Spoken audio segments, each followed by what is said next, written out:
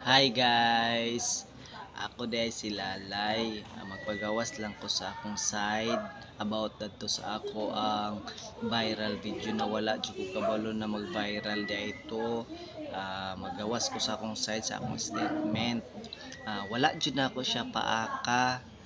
Siya may niambak dito nga nagligid-ligid ramang ko dito naghigda ramang ko na siya may nagkuan siyempre bisita.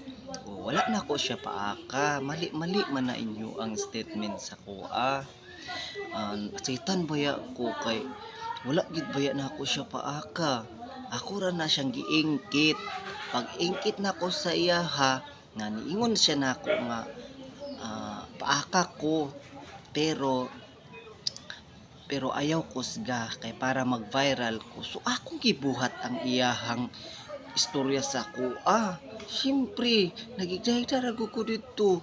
So ngano sad siya nga niadto dito kay mo di ay ang iyahang tuyo na magpa viral. So ako naman sad na sa akong side wala na ako siya paaka. Uy, dalain gid baya ko sa inyo ha. Wa ko kabalo nga nag-viral na di ay ko.